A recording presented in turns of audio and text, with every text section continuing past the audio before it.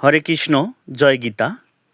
গীতা পাঠ দ্বিতীয় অধ্যায় সাংখ্যযোগ 14 নম্বর শ্লোক। আমরা মূল গীতা থেকে আগে দেখে নেই কী দেওয়া আছে। এখানে দেখেন বলছে, মাত্তা স্পর্শা তু কন্তেয় শীত উষ্ণ সুখ দুঃখদাহা আগম আপানীয় অনিত্যাহা তং তিতি তক্ষ ভারত। এই গীতার মধ্যে সর্বোচ্চে বড় একটা শব্দ, যেটি পুরো একটি লাইন বা চরণের, শুধুমাত্র ভারত ছাড়া পুরো একটি চরণ। তাই এটাকে আমরা আজকে এই শ্লোকটা ভেঙে ভেঙে আমরা খাতায় লিখেছি, খাতা থেকে ভেঙে ভেঙে আমরা পাঠ করার চেষ্টা করব। বলছেন, মাত্রা স্পর্শা তু কন্তেয়। কীভাবে হলো দেখেন, মাত্রা এখানে আছে কি, মাত্রা স্পর্শা শয় তয় রুসুকার আছে। তাহলে এটাকে আমরা কি উচ্চারণ করব? এখানে দেখেন বলছে কি, মাত্রা, তারপরে স্পর্শা, স্পর্শার বিসর্গ কিভাবে হলো? বিসর্গটা হরস্ত, এই যে এইখানে আছে স, এই সতা যা এখানে হবে বিসর্গ। তাহলে কি, মাত্রা স্পর্শা, তারপরে তয় রুসুকার তু, তু কন্তেয়, এই যে শীত, শীত, এই যে শীত, আর এখানে আছে যে ওকার আছে, তয়ের পরে ওকার, ওকার কি হবে? রস্যের মতো উচ্চারণ, রস, শীত উষ্ণ সুখ দুঃখদাহা। তারপরে কি আছে? আগম, আগমের ম পর্যন্ত গেলে আর কি থাকে? আগমের সরেয়া থাকে, আকার থাকে একটা। আকারটা কি?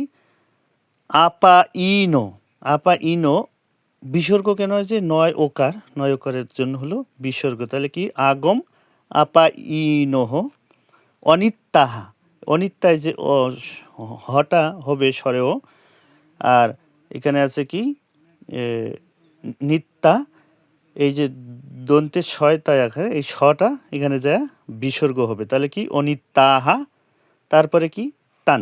এখন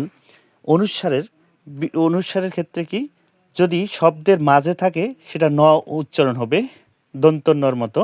আর যদি শব্দের শেষে থাকে তাহলে অনুস্বারটা ম উচ্চারণ হবে, যেমন মাম, অহম, এরকম, ইদম।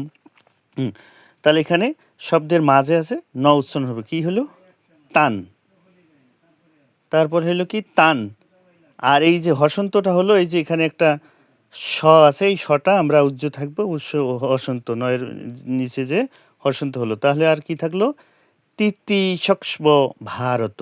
তাহলে শুদ্ধ উচ্চারণটা আমরা এইভাবে পড়ব, মাত্রা স্পর্শা তু কন্তেয় শীত উষ্ণ সুখ দুঃখদাহা আগম আপাইন অনিত্যাহা তান্তি তিক্ষ্যব ভারত। এখন আমরা এই অর্থগুলো ভেঙে ভেঙে দেখি বাংলায় কি অর্থ দাঁড়ায়।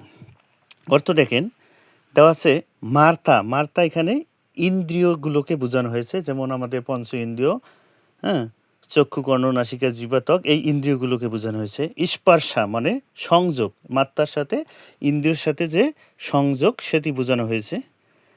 তু মানে অবশ্যই, বা যখন তু মানে কিন্তু, মূলত তু মানে কিন্তু, কিন্তু যখন কোনো জোর দেওয়া হয় তখন এক এক শব্দ, এক এক শ্লোকে এক এক, কখনো অবশ্যই, কখনো বরং, এইরকম তু। কন্তে মানে কুন্তিপুত্র অর্জুনকে বোঝানো হয়েছে। শীত মানে ঠান্ডা, উষ্ণ মানে গরম, সুখ মানে সুখ বা আনন্দ, দুঃখ মানে দুঃখ বা কষ্ট।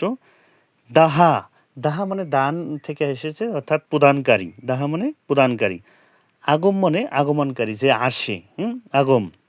এবং আ পাইনীয় মানে চলে যাওয়া বা বিলুপ্ত হয়, যেমন সুখ দুঃখ আসে আবার যায়, শীত গরম কি আসে আবার যায়, এটা স্থায়ী নয়। কি এটা? তাহলে অনিত্যাহা, অনিত্যা মনে হচ্ছে অস্থায়ী বা অনিত্য, যেটা নিত্য না। যেমন দেহের মধ্যে যদি আমরা আত্মাকে কল্পনা করি, আত্মাটা কি নিত্য, কারণ আত্মা কখনো, এটা কি অজনিত্য, শাশ্বত, এটা কোনো জন্ম মৃত্যুহীন, অজনিত্য, শাশ্বত, এটির কোনো ক্ষয় বা ধ্বংস নেই, কিন্তু দেহটা কি নিত্য বা নশ্বর। দেহ, আত্মা চলে গেলে দেহর আর কোনো মূল্য থাকে না, এটা ক্ষয়প্রাপ্ত হয়, বিলুপ্ত হয়। এই রকম টান মানে সেগুলো, তিতিতক্ষ মানে সহ্য করো, অর্থাৎ সহ্য করার যে জন্য বলছে। ভারত, হে ভারতবংশীয়। তাহলে আমরা গীতায় আমাদের হয়তো দেওয়া আছে, গীতায় দেওয়া আছে এইভাবে যে, হে অর্জুন, ইন্দ্রিয়গণের সহিত বিষয়ের সংযোগে সুখ দুঃখ শীত গ্রীষ্মাদি বোধ জন্মে, অতএব এই সকল অনিত্য বিষয় তুচ্ছ জ্ঞানে সহ্য করাই ঠিক। অর্থাৎ এইগুলো সুখ দুঃখ যেগুলো আসবে এগুলো শুদ্ধ জ্ঞানে আমরা সহ্য করব, সেটি উপদেশ দিয়েছেন কৃষ্ণকে। অর্থাৎ কেউ যদি মারা যায় শোক করার ক্ষেত্রে যেগুলো, তা আমরা সম্পূর্ণ বাংলা অনুবাদটা যদি এইভাবে এখন দেখি যে, হে কুন্তিপুত্র অর্জুন, ইন্দ্রিয় বিষয়ের সংযোগ থেকেই শীত উষ্ণ সুখ দুঃখের অনুভূতি জন্ম নেয়।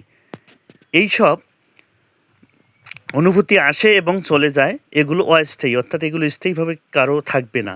সুখ দুঃখ যেমন হাসি কান্না আনন্দ বেদনা শীত গ্রীষ্ম সব এগুলো অস্থায়ী, অনিত্য। অতএব হে ভরতবংশীয়, তুমি এগুলো সহ্য করো। হরে কৃষ্ণ, জয় গীতা। এই আপনার এই কঠিন একটা শ্লোক, এই শ্লোকগুলো যদি আমরা পাঠ করতে পারি তাহলে আমরা সহজ সহজ শ্লোকগুলো পাঠ করব। তাই আসুন আমরা সকলে গীতা পাঠ ও আলোচনা করি, প্রচারে কুসংস্কার মুক্ত সনাতন সমাজ। হরে কৃষ্ণ, জয় গীতা।